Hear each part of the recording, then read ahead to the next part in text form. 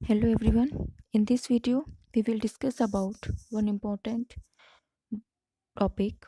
The topic name is post-colonial. What is post-colonial? तो इससे पहले हमें जानना होगा व्हाट इज़ कॉलोनिज्म। कॉलोनिज्म क्या होता है? आपको पता है कि किस तरीके से हमारा देश जो है वो गुलाम हुआ था अंडर ब्रिटिश रूल्स। उस समय कॉलोनाइजेशन था कि जब वेस्टर्न कंट्रीज़ ने जो है वो ईस्टर्न कंट्रीज़ के ऊपर अपना जो है वो उनको एक तरीके से उन पर राज्य करना शुरू कर दिया था, तो वो कॉलोनिज़्म कहा गया था। वो जो समय था वो कॉलोनिज़्म समय था। और उस समय जो भी राइटिंग्स लिखी गई थी, जो लिटरेचर लिखे गए थे, उस समय के लिटरेचर को कॉलोनाइज्ड लिटरेचर कहा जाता था। अब पोस्ट कॉलोनाइज्ड लिटरेचर क्या होता है, पोस्ट कॉलोनिज्म क्या होता है? पोस्ट यानी कि बाद में और कॉलोनिज्म यानी कि कॉलोनिज्म के बाद का समय, यानी कि जब ब्रिटिशर्स या फिर इंडिया से या दूसरी जगहों से चले गए थे, यानी वे जो कॉलोनाइज्ड देश थे, जैसे इंडिया है, चाइना है, इस तरीके से पाकिस्तान, इन सब देशों से, जब अमेरिका है, इन सब देशों से जो फॉरेनर्स जो हैं, वेस्टर्न जो कंट्रीज़ हैं, जब उन्हें छोड़कर अपने देश वापस चली गई थी, तो जो इंडिया वगैरह पर ये सब जो देश थे वो कौन से देश कहलाने लगे? वो पोस्ट कॉलोनाइज्ड कंट्रीज़ कहे जाने लगे। तो उस समय जो लिटरेचर लिखा गया उसे पोस्ट कॉलोनाइज्ड लिटरेचर कहा जाता है। अब सोचने वाली बात ये है कि कॉलोनाइज्ड लिटरेचर की तो इम्पोर्टेंस है कि उस समय ब्रिटिशर्स थे तो लोगों के क्या क्या थॉट्स थे, तो वो समझना ज़रूरी है। लेकिन पोस्ट कॉलोनिस्ट लिटरेचर इम्पॉर्टेंट क्यों है?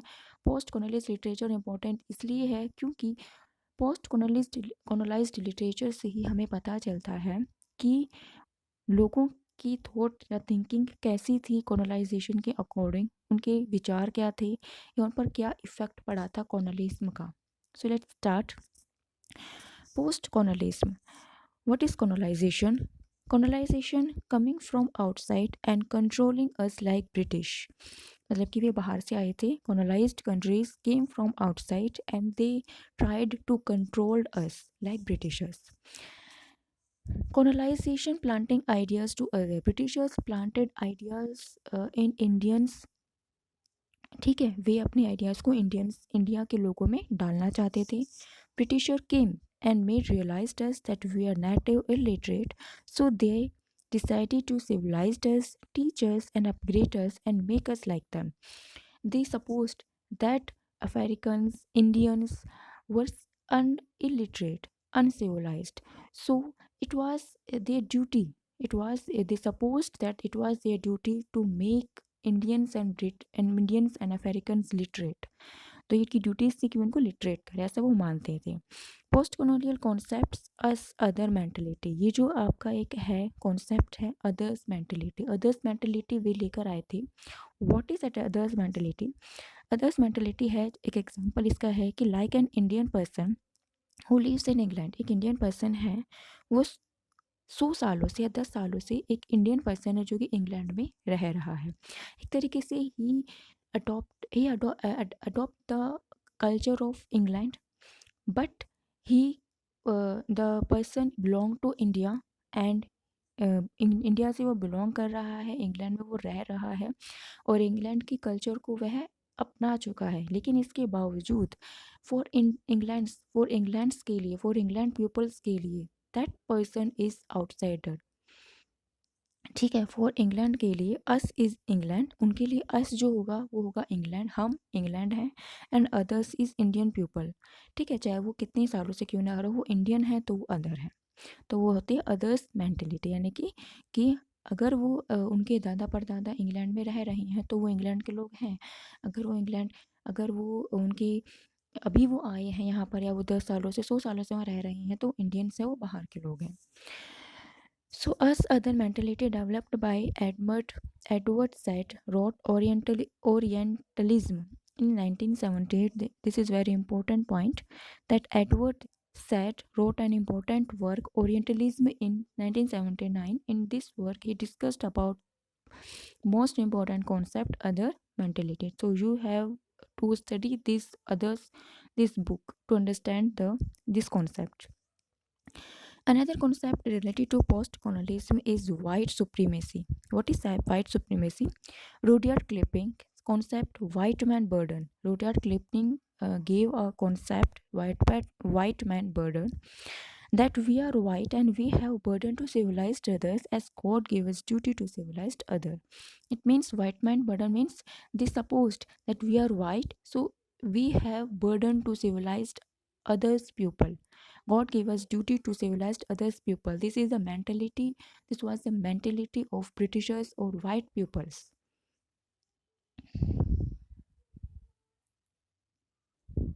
Now, colonialism start from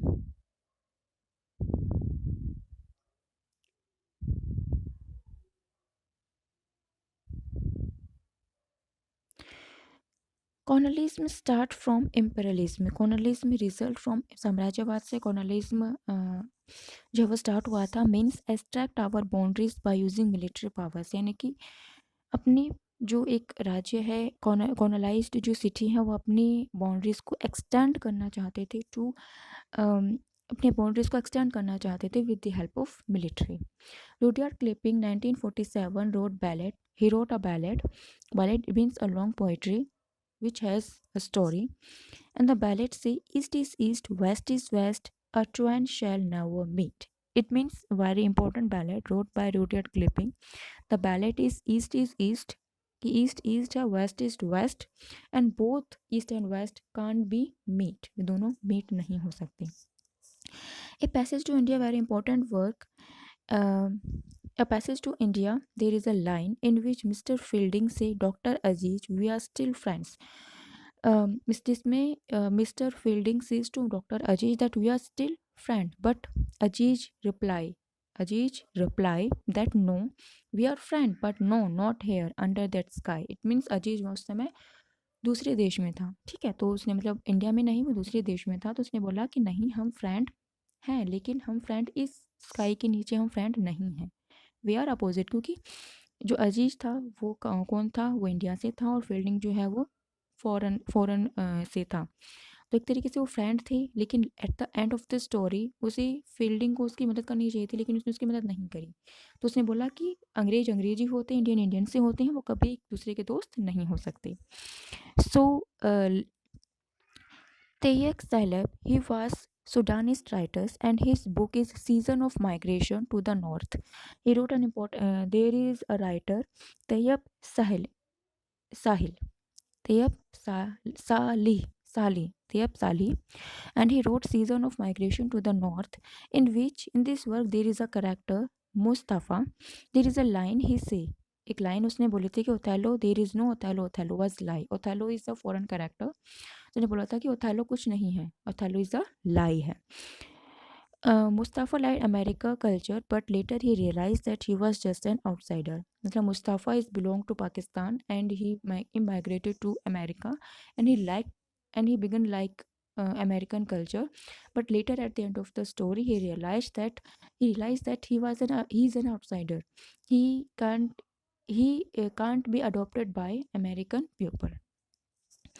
so how to colonized other. अब है कि कॉलोनाइज्ड हम एक दूसरे को कैसे कॉलोनाइज्ड किया जा सकता है, या फिर ब्रिटिशर्स ने या वो फ़ेरोन जो लोग थे उन्होंने किस तरीके से कॉलोनाइज्ड किया था. बाय इम्पीरियलिज्म द्वारा, साम्राज्यवाद द्वारा. किल द लैंग्वेज. सबसे पहले होता है कि किसी की लैंग्वेज को अगर हमने किल कर दिया तो हमने उसको कॉलोनाइज्ड कर लिया, उसको जीत लिया. ग्यूकू थ्योंगो किकुयू थ्योंगो की एक स्टेटमेंट है कि if you want to kill the culture kill the language first. Post colonism की टर्म है एब्रोगेशन एक टर्म है पोस्ट कॉलोनिज्म की. इसका मतलब है कि non resistance, knowing you are resisting something. मतलब कि नॉन रेसिस्टेंस की रोकना नहीं है, मतलब नॉन रेसिस्टेंस होता है नहीं रोकना. Non resistance knowing you are resisting something. तुम जानते हो कि तुम किसी चीज़ को रोक रहे हो, लेकिन उसको रोक नहीं, तुम चाहते हो किसी चीज़ को रोकना चाहते हो लेकिन हम उसे रोक नहीं रहे हो. When you knowingly do something to resist the colonisation, कि तुम चाहते हो कॉलोनाइजेशन को रोकना but you can't do anything. ग्यूकू Thiong'o started writing in his native language. ग्यूकू थ्योंगो ने अपनी लैटिन लैंग्वेज में ही स्टार्ट राइटिंग करे थे, क्योंकि उसका लगता था कि अगर मैंने अपनी लैटिन लैंग्वेज नहीं यूज़ करी then it will effect our culture. So we have to adopt our language, our Hindi language. We are Indians, so it's our responsibility. हमारी responsibility है कि हम क्या करें, अपनी हिंदी लैंग्वेज को संभाल के रखें. तो सबसे इम्पोर्टेंट है कि अगर लैंग्वेज को किल कर दिया तो हम उस देश को आसानी से उसको विन कर सकते हैं। Then culture imperialism, concept developed by Edmund Sand focus them to follow their culture. It means third concept to colonize other countries is cultural imperialism, which this concept was given by Edward Sand said, and he said that we have to, if we follow the culture, if we follow the culture of other country, then it means we are colonized। कि अगर हम दूसरे, जैसे कि Indian है, वो western culture follow कर रही है, तो एक तरीके से समय आने वाला है कि हम अब आज़ाद तो हैं, लेकिन ऐसा लग रहा है कि हम कुछ सालों में क्या हो जाएंगे, दोबारा से गुलाम हो जाएंगे। और हम गुलाम हो भी रही हैं according to our, not physically नहीं हो रहे हैं but according to our mentality, according to our culturally, क्योंकि हम अपने कल्चर को छोड़कर वेस्टर्न कल्चर को अपना रहे हैं, वेस्टर्न लैंग्वेज को अपना रहे हैं। Colonized education. When English language introduced in India, it's only for clerk and servants known as Babu English concept. तो सबसे पहले जब इंडिया के अंदर इंग्लिश लैंग्वेज को इंट्रोड्यूस किया गया था, so Indian language is was not available for everybody. English language was taught only to clerk servants because these people were helpful for जो ब्रिटिश लोगों की जो गवर्नमेंट है उसको चलाने के लिए ये जो क्लर्क वगैरह इंपॉर्टेंट थे, so it was very important to teach them English.